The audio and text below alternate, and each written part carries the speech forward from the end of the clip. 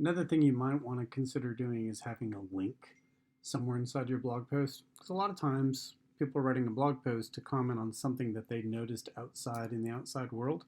So here, I happen to have this one open and I just added to my fake dummy story this one sentence. I recently read an interesting article in Wired that made me stop and think. So if you wanted to be able to have people go back and look at that original while they're kind of reading your blog post, which is more about the commentary about that post or about a video they saw on CNN or something like that. Just go back in it. You can either do this while you're creating the post or you can go back in and edit it after the fact. I'm going to go ahead and highlight. I recently read an interesting article in Wired, or maybe I'll just do it for the entire sentence. Turn the entire thing into a link. And as soon as you highlight or touch text in your blog post, again, this tiny little menu pops up. All you have to do is just go find the link command right here. Looks like a chain link. Type in the URL, and you have the option to be able to just let it be as is, or which would mean that if they clicked on the link, it'll scroll forward to the link, basically hiding your page. Or you could do this. You could click to tell it to open in a new tab, and then all you got to do is just say there it is.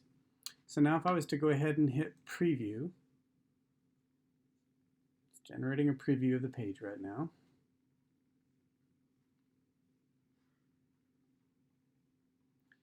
And I come down, and all it did was it just changed the text to a slightly lighter color. So in the weeks to come, we'll go ahead and modify this so that all of these are called an href link, will be styled to be something easy to stand out. And if they click on it, it's gone ahead and it's launched it in a whole new page, which I thought this article was interesting. Yes, we need more movies where the sharks win.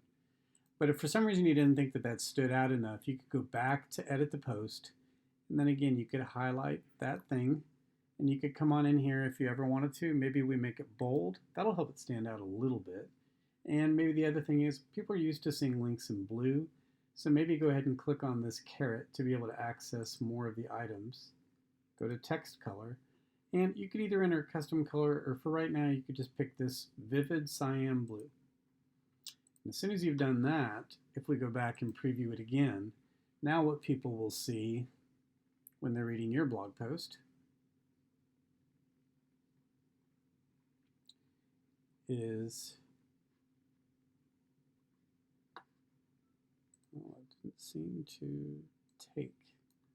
Let me go back and try that again. Text color is that. Let me go ahead and publish that. I'm sorry, or yep, I'll publish it. And then I'll come back in and I'll view the post.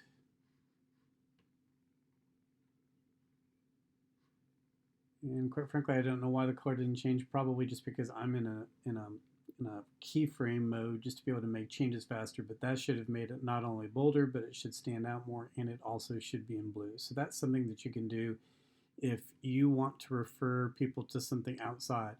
If you're writing something about drink specials for the graduates from Greensboro, maybe you want to have a link to an actual cocktail recipe or pictures or a location of the pub. If you're writing because you're referencing some kind of inequity in the world or some kind of racial or social issue, and again, you saw this originally from someone's Facebook post or from a